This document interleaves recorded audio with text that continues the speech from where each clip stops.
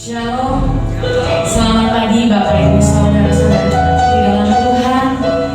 Puji syukur bahwa pagi hari ini kita kembali berkumpul di rumah Tuhan untuk kita menaikkan rasa ucapan syukur kita, memuliakan Tuhan, menyembah Tuhan. Mari kita semua masuk di dalam hadirat Tuhan. Oh haleluya Tuhan Yesus, selamat pagi Bapak. Terima kasih Tuhan untuk kesehatan yang Kau berikan kepada kami ya Bapa.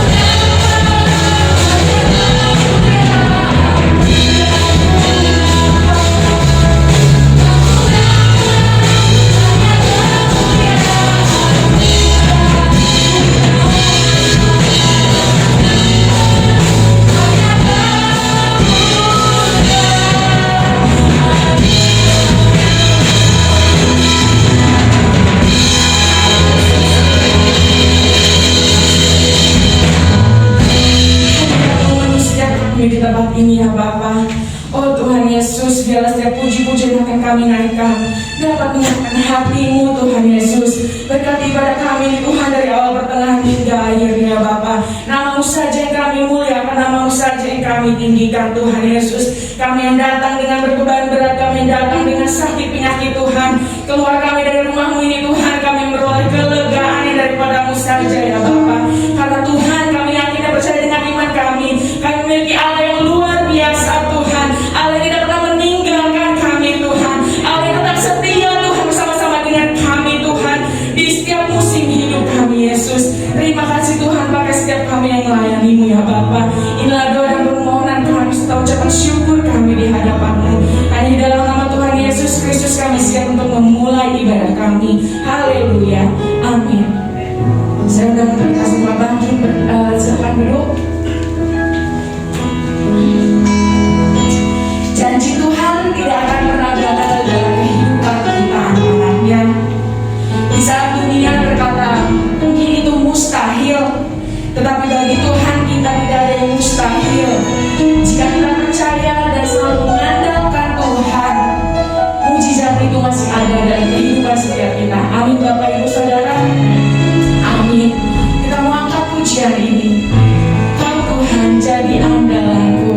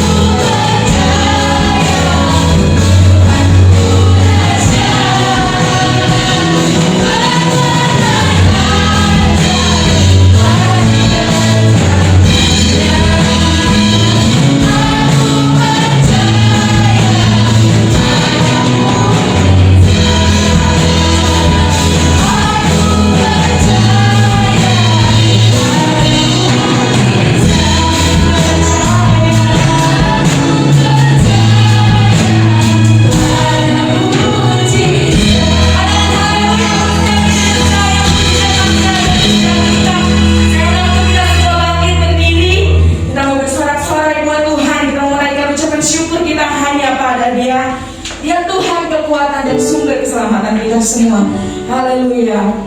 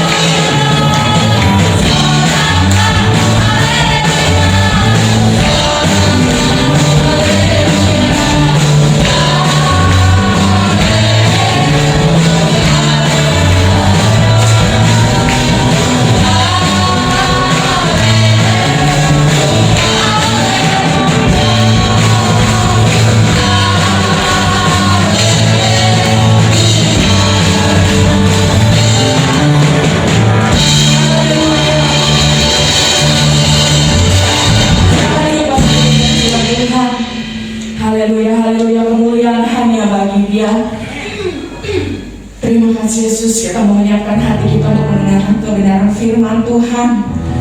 Oh haleluya Tuhan. Terima kasih untuk kasih-Mu Tuhan yang tidak pernah meninggalkan kami.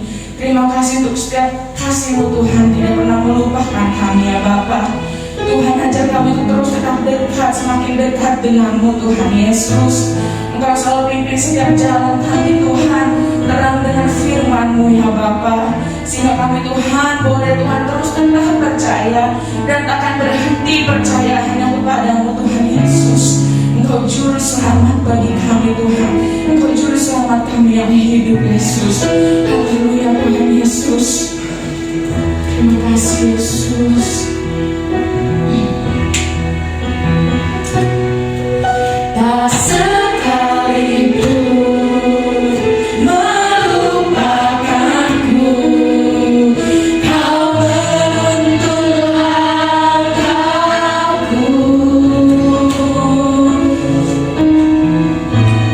Ku tak pernah sendiri.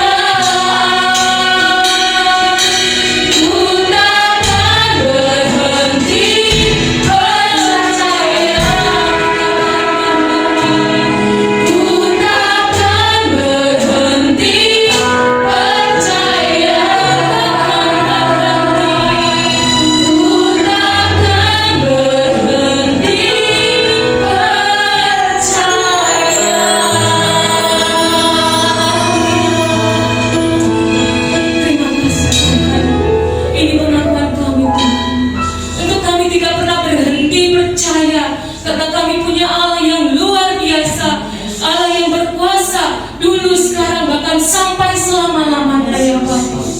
Terima kasih Bapa buat apa yang telah Kau kerjakan atas hidup kami Tuhan, untuk hari-hari yang telah kami lalui ya Bapa, untuk kesehatan. Terima kasih Tuhan, terima kasih kami boleh menikmati setiap berkat-berkat-Mu Tuhan. Terima kasih ya Bapa, terima kasih.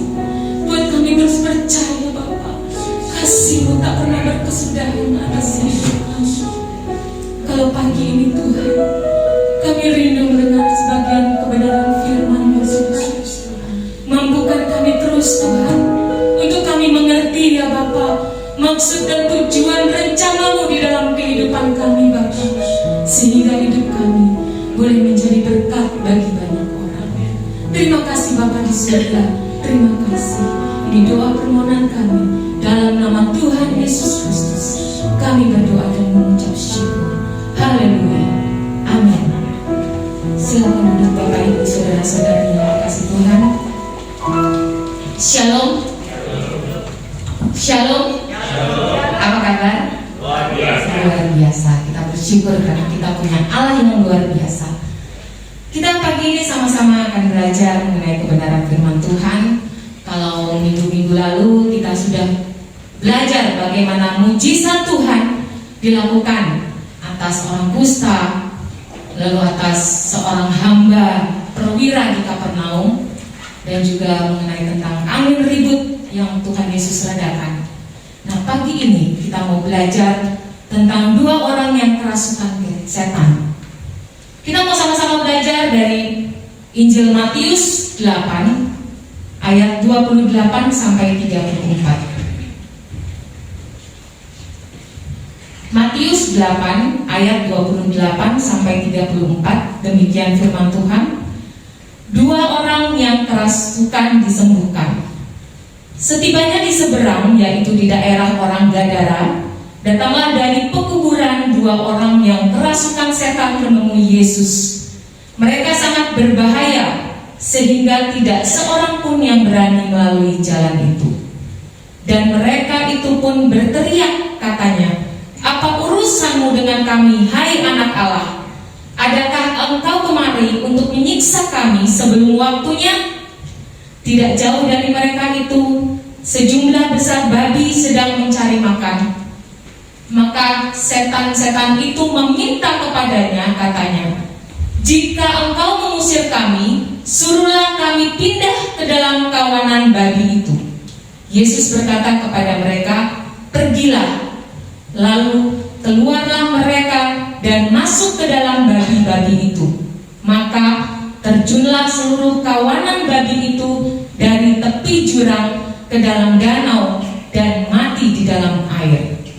Maka larilah penjaga-penjaga babi itu, dan setibanya di kota diceritakannya segala sesuatu juga tentang orang-orang yang kerasukan setan itu. Maka keluarlah seluruh kota mendapatkan Yesus, dan setelah mereka berjumpa dengan Dia, mereka pun mendesak supaya Ia meninggalkan daerah mereka. Amin untuk firman Tuhan. Cerita ini adalah cerita yang juga sama yang ada di dalam Injil Markus dan juga Lukas, ya.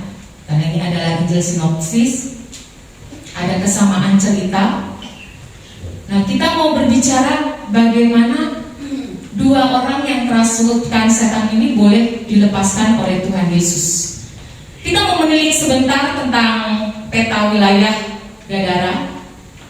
Ya, mungkin kalau di Alkitab yang biasa di belakang ada ya, tentang peta perjalanan. Itu Gadara posisinya di antara Laut Mati dengan Danau Galilea. Jadi dia adalah boleh dibilang wilayah yang merupakan Trans Yordania atau Trans Galilea, ya, dari Laut Mati menuju Galilea. Suatu daerah yang boleh dibilang daerah yang ramai. Kenapa? Karena dia merupakan daerah trans atau bisnis perjalanan, suatu perjalanan, ya. Kalau kayak di sini mungkin dari Jakarta ke Karawang itu pasti melalui Bekasi. Ya, kalau zaman dulu kan belum ada tol. Ya. Jadi itu adalah daerah yang ramai, daerah bisnis. Nah, dia pun Gadara itu terletak di dekat Danau Galilea, dan dia pun ada sungai yang dilalui di daerah itu, sehingga daerah itu terkenal dengan daerah yang subur. Jadi selain dia daerah trans, ya, dia juga adalah daerah yang subur. Artinya satu wilayah yang boleh dibilang wilayah yang makmur. Namun berbanding terbalik ya, daerah yang makmur, namun ada dua orang yang kerasukan setan. Nah, ini satu wilayah, satu kontradiksi. Biasanya kalau daerah yang ramai, daerah yang makmur, pasti rakyatnya juga makmur, ya. Namun kita lihat orang yang kerasukan setan, biasanya ciri-cirinya, ya, next slide. Ciri-ciri orang yang kerasukan setan adalah tidak mengenali dirinya sendiri. Ya. Dia akan menyakiti dirinya sendiri. Mungkin ada yang pernah lihat orang yang kerasukan setan. Ya. Biasanya dia nggak mengenali dirinya. Kalau di dalam Markus 5 ayat 5 itu dikatakan dia memukuli badannya dengan batu. Ya. Bahkan mungkin ada yang jodot-jodotin kepalanya di tembok. Ya. Lalu melukai badannya dengan sayatan-sayatan pisau. Ya. Kalau dulu saya mengenal ada yang kerasukan setan itu dia sambil ambil pisau tuh mau bunuh dirinya sendiri, karena dia nggak mengenali dirinya sendiri, sehingga dia mau melukai dirinya. Nah, selanjutnya ciri-ciri orang yang kerasukan setan juga hidupnya tidak normal. Kenapa tidak normal? Itu di dalam Matius 8 ayat 29 itu dikatakan dia berbicara sendiri, ya, teriak-teriak, ya, berteriak-teriak. Bahkan ada yang tidak berpakaian, ya. Itu di dalam Lukas 8 ayat 27 lebih detail dikatakan tidak berpakaian. Biasanya juga makannya banyak. Mungkin ada yang pernah melihat orang yang kerasukan setan, ya, pada saat berapa waktu, udah lama sih, tetangga ada yang kerasukan setan itu makannya banyak, melebihi porsi orang normal. Jadi dia makan bisa sampai satu bakul, ya. Bakul itu kan isinya berarti berapa piring gitu ya. Kan kalau zaman dulu tuh pakainya kalau orang Jawa bilang tuh ceting, ya. Kalau di sini apa ya? Tempat nasi pokoknya, ya, tempat nasi, ceting itu.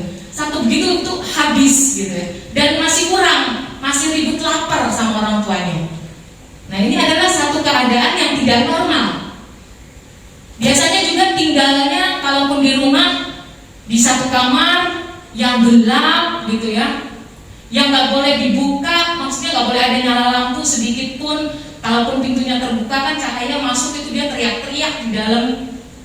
Nah, itu hidupnya tidak normal. Nah, kalau di dalam cerita ini mereka tinggalnya di pekuburan. Selanjutnya biasanya memiliki kekuatan yang besar. Dia bisa berontak.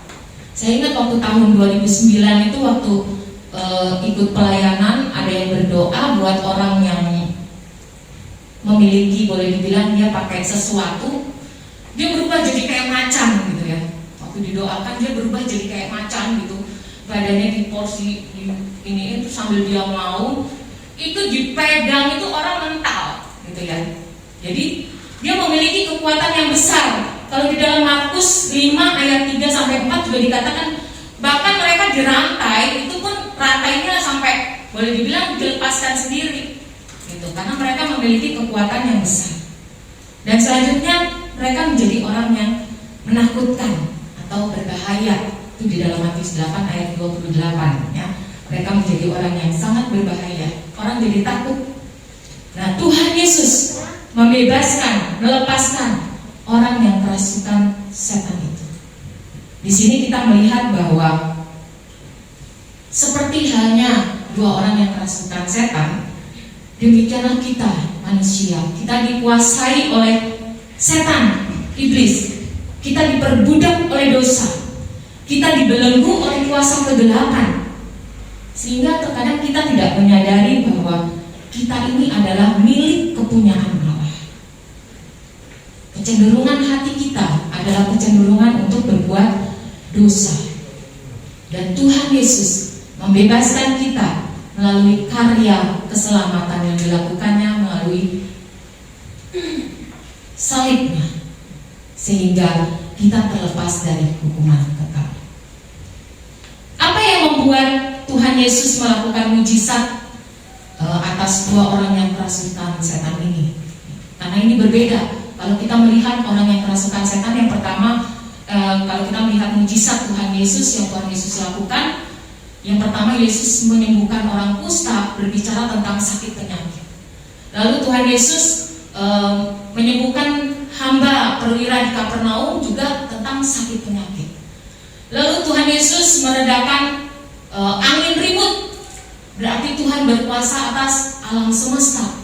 Nah, di sini Tuhan Yesus melakukan mujizat atas orang yang kerasukan setan, menunjukkan yang pertama bahwa Tuhan Yesus adalah Allah yang berkuasa. Bahkan setan pun mengakuinya.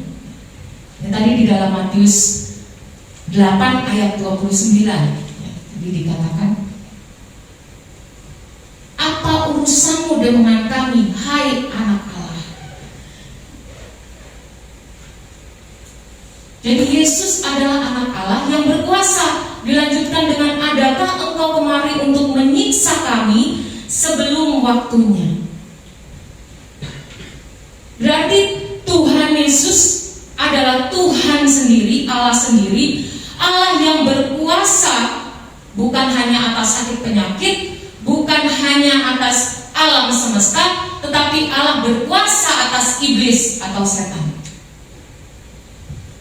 Nah, yang luar biasa, kata setan di sini ya menggunakan kata kami. Kata kami berarti menunjukkan banyak ya. Kalau di dalam Lukas itu menggunakan kata legion. Legion itu satu pasukan ya, berarti banyak. Yesus berkuasa sehingga iblis bisa katakan, jika engkau mengusir kami, perintahkanlah kami untuk pindah ke babi. Iblis tahu Tuhan Yesus adalah anak Allah. Dia berkuasa, makanya dia minta dipindahkan. Tuhan berkuasa, berarti Tuhan sebagai penentu. Dia sebagai hakim. Dia menentukan setiap makhluk masuk surga atau masuk neraka. Ya. Kenapa? Karena nanti ada bahasa dikatakan gini, jangan menyiksa kami sebelum waktunya. Kata menyiksa ini berbicara tentang penyiksaan kekal, bukan hanya penyiksaan di dunia ini, tapi penyiksaan kekal. Betapa luar biasanya Tuhan kita, Allah yang berkuasa atas segala sesuatunya, bukan atas sakit penyakit saja, tapi lebih dari itu, atas keselamatan di dalam kehidupan kita. Selanjutnya Tuhan Yesus mengusir setan, menunjukkan bahwa Tuhan Yesus memandang manusia itu berharga, bahkan lebih berharga dari kawanan babi-babi.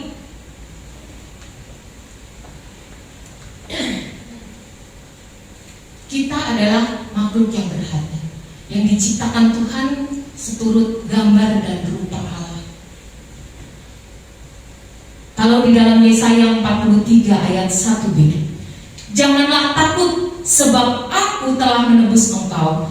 Aku telah memanggil engkau dengan namamu, engkau ini kepunyaanku. Jadi manusia berharga karena manusia adalah milik kepunyaan Allah sendiri. Ketika manusia dibentuk oleh Allah, manusia terdiri dari tubuh dan juga roh.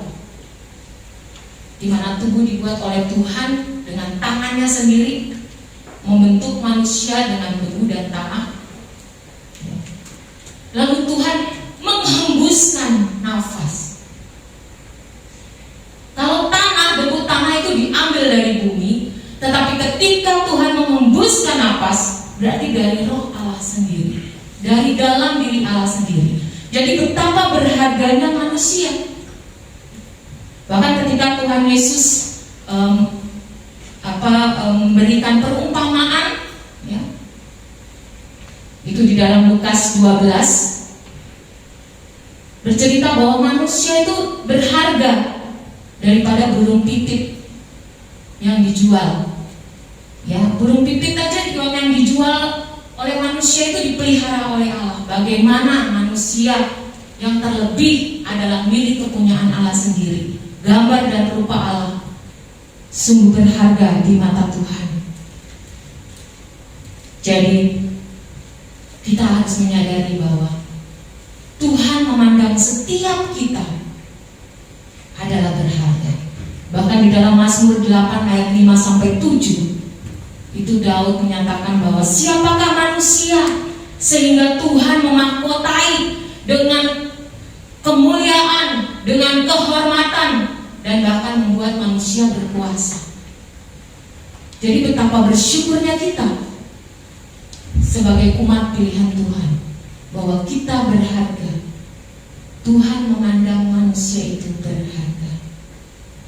Selanjutnya Tuhan Yesus mengusir setan, menunjukkan bahwa Tuhan Yesus adalah Tuhan yang berbelas kasih. Kita melihat di dalam ayat 31 dan 32. Di situ ketika setan meminta kepada Yesus untuk dipindahkan kepada babi-babi, dan Tuhan menyatakan pergilah. Kita melihat bahwa ketika setan atau iblis saja yang memohon kepada Tuhan, Tuhan berbelas kasih dengan memperbolehkan, dengan mewujudkan apa yang menjadi keinginan daripada setan atau iblis ini. Apalagi kita, Tuhan begitu berbelas kasih kepada kita. Apapun kesalahan kita, Tuhan tetap berbelas kasih, mengampuni kita, menerima kita apa adanya ketika kita mau bertobat. Lalu bagaimana agar kita dapat terlepas dari belenggu atau kuasa setan atau iblis, sehingga kita boleh masuk di dalam kehidupan yang kekal? Yang pertama, bahwa kita harus percaya bahwa Allah adalah Allah yang berkuasa, Allah yang sanggup melepaskan kita. Ketika kita percaya kepada Tuhan, bukan hanya sekedar kita mengatakan, aku percaya Engkau Tuhan, bukan. Tapi kita percaya dengan kesungguhan hati. Kita percaya bahwa Tuhan Yesus adalah Allah yang berkuasa di bumi dan juga di surga.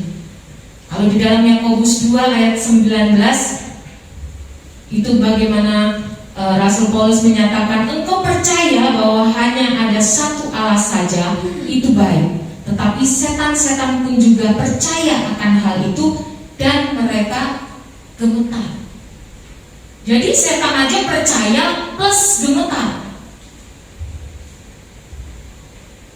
Jadi kalau kita cuma berkata, aku percaya Tuhan, aku percaya, ada kegentaran gak di dalam hati kita?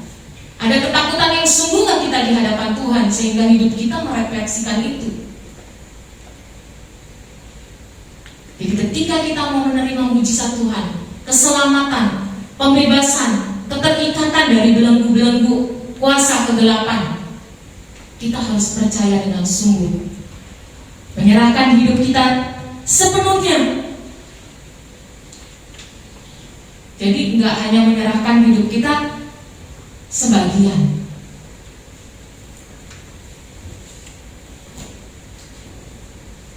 Kita percaya bahwa Tuhan Allah adalah, Tuhan Yesus adalah hakim yang memberikan keselamatan. Kunci ada padanya. Kunci kerajaan surga ada padanya. Karena tadi iblis katakan, jangan menyiksa kami sebelum waktunya.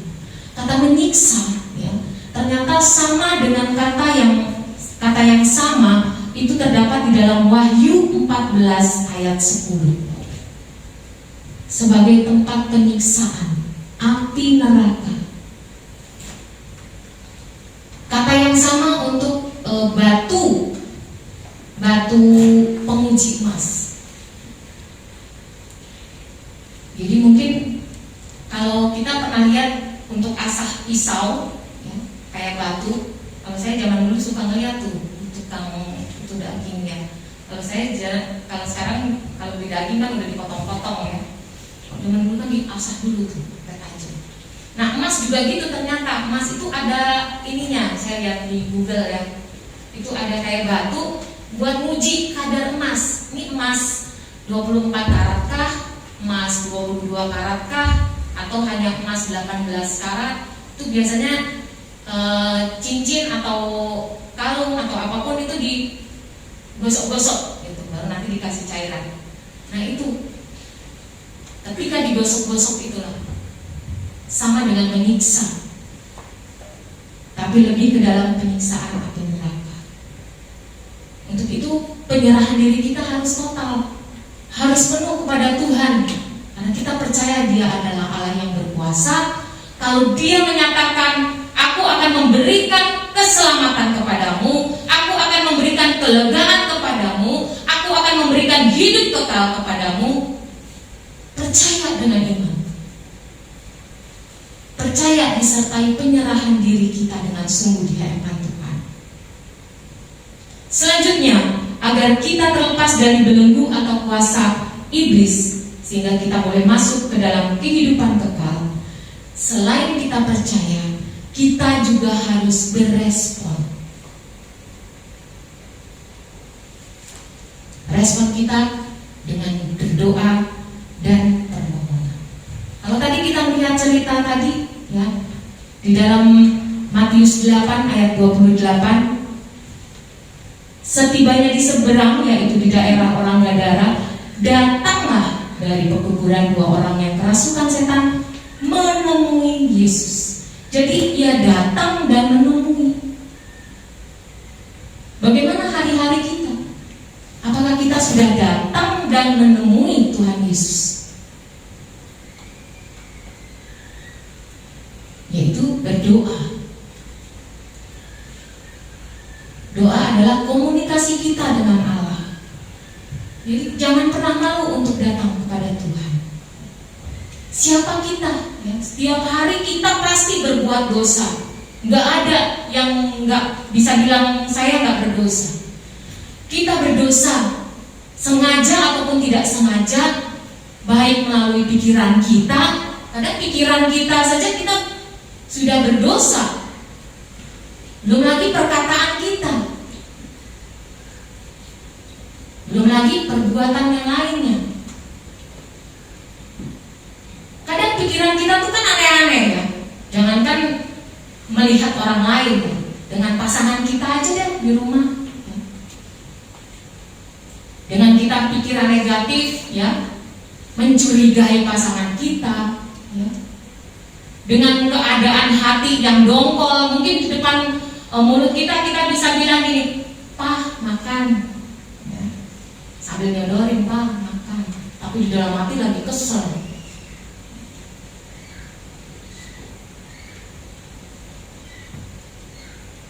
Jadi bagaimana ketika kita mau datang di hadapan Tuhan? Ada orang yang saking merasa berdosa, "Oh saya udah berdosa deh, saya gak usah datang. Nanti aja saya tunggu saya bertobat, saya udah insaf baru saya cari Tuhan." Ada juga yang bilang, "Tak, tunggu saya udah tua, sekarang masih muda, puas-puasin dulu deh hidup saya. Saya mau ngapain kek, biarin. Ntar kalau saya udah tua, baru saya cari Tuhan." Satu pandangan yang salah. Karena menemui, datang dan menemui Tuhan Yesus itu kita lakukan setiap hari.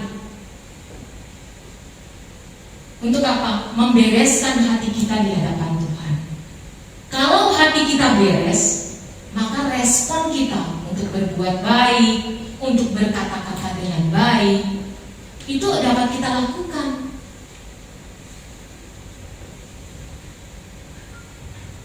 Jadi bagaimana kita mau datang di hadapan Tuhan? Ya. Kalau di dalam Matius 11 ayat 28 dikatakan, marilah kepadaku semua yang letih lesu dan berbeban berat, aku akan memberikan kelegaan kepadamu. Jadi apapun keadaan kita, kondisi kita, bahkan di dalam keadaan yang tenang-tenang saja, hati-hati ketika kita merasa kita udah tenang, ya, semua baik, ya, kita merasa kita nggak berdosa, hati-hati. Itu akan menimbulkan celah yang baru, yaitu apa? Kesombongan rohani di hadapan Tuhan. Jadi bagaimana kita merefleksikan diri kita untuk kita datang dan menemui Tuhan Yesus. Karena Tuhan nyatakan Ia adalah Allah yang berbelas kasih. Kalau kita membaca cerita mujizat yang Tuhan Yesus kerjakan, semua adalah bentuk belas kasihan Tuhan. Asal tadi kita mau datang dan menemui Dia.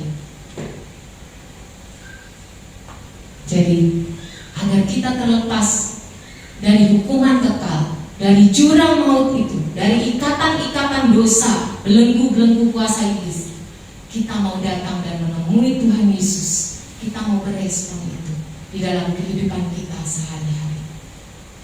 Jadi Bapak Ibu saudara-saudari yang dikasih dalam Tuhan, pagi ini Tuhan mengingatkan kita bahwa kita memiliki Allah yang berkuasa, Allah yang memandang kita sebagai manusia yang berharga, Allah yang penuh dengan belas kasihan atas setiap umatnya, Allah yang sanggup membebaskan kita dari belenggu-belenggu, ikatan-ikatan kuasa setan atau iblis, dosa, bahkan dari dalam maut.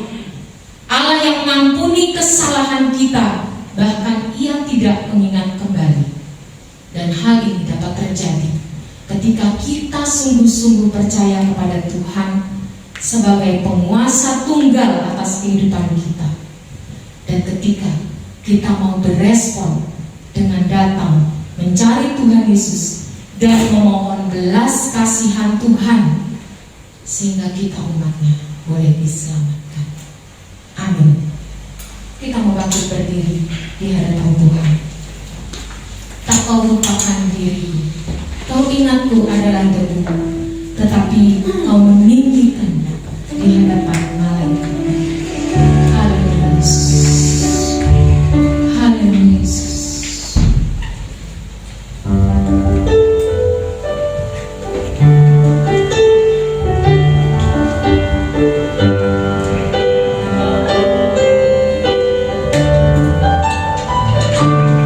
Tak kau lupakan diriku,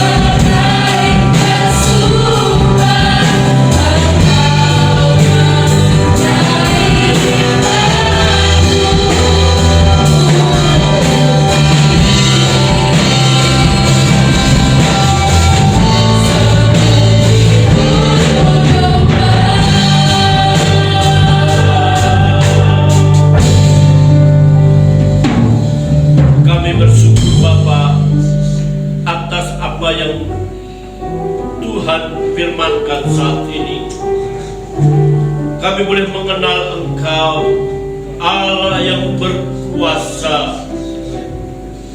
Kami bersyukur, sungguh Engkau menjadikan kami berharga.